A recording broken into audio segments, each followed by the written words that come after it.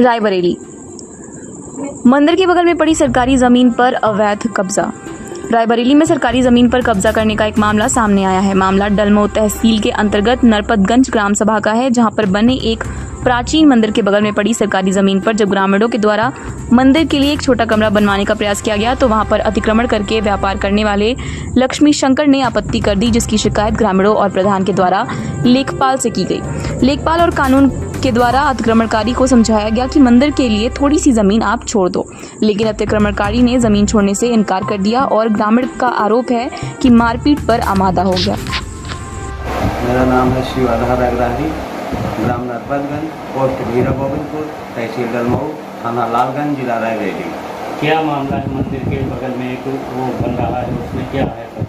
मंदिर बहुत पूर्वज बना हुआ, 40 साल पहले का बना हुआ है, जिसमें सुंदरीकरण करवाने के लिए हमारे भक्तगण और ग्रामवासी मिल करके उसको सुंदरीकरण कराना चाहते थे, जिसमें मैं भक्ति में रहता हूँ थोड़ा, इसलिए हमको चुना गया कि आप इसमें मदद कीजिए। शारीरिक मदद किया हूँ, जो हमसे हो सका वो भी मदद किया हूँ, और हमारे सभी भक्तगण ग्रामवासी मिल करके उस मंदिर का सुंदरीकरण करवा रहे थे।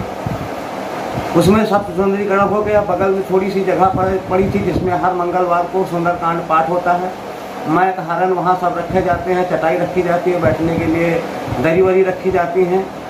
वो सब घर उठा करके किसी के घर में रखना पड़ता था, तो बगल में थोड़ी सी जगह पड़ी थी, उसमें सब ग्रामवासी और भक्तगण मिल करके सहयोग किए कि यहाँ से थोड़ी भंडारिया बन जाए, जो पूजा की सामग्री है यहीं रखा जाए, जिसमें गुमटी रखे हुए हैं लक्ष्मी शंकर भगवान दीन, नरपतगंज के ही रहने वाले हैं। बगल में राणा बेनी माधव का स्मारक बना हुआ है। ये जमीन कैसी है? ये जमीन जीएस की है, सरकारी ज़मीन है। सरकारी ज़मीन और बगल में है, जिसमें राणा बेनी माधव स्मारक मूर्ति सहित रखी हुई है। मूर्ति के सामने से अवैध निर्माण और अवैध आक्रमण करे हुए हैं। एक गुमटी हटाने के लिए उनसे साहब हमारे ग्रामवासी भक्तगण रिक्वेस्ट किए, लेखपाल कानून को आकर के भी रिक्वेस्ट किए कि धर्म का काम है, थोड़ी सी गुमटी हटा लीजिए। हटाने के लिए तैयार नहीं है, मारने और मारपीट करने पे हम आता है, गाली गलौज करते हैं। गांव के कुछ लोग कहते हैं आप उसको दुकान बनवा रहे हैं।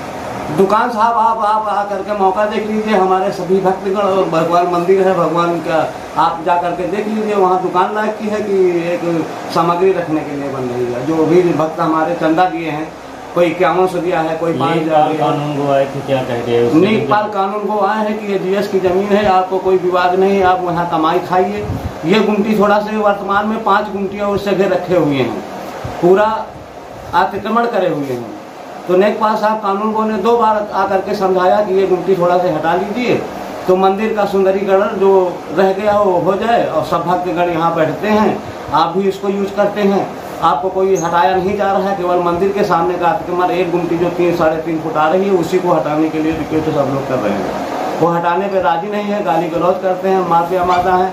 और चारों तरफ हमारे लोगों के नाम से एप्लीकेशन भी दिए हैं, जिलाधिकारी के यहाँ दिए हैं, कोर्ट से भी अपना 96 नंबर दर्शा रहे कि हमारा 96 में है।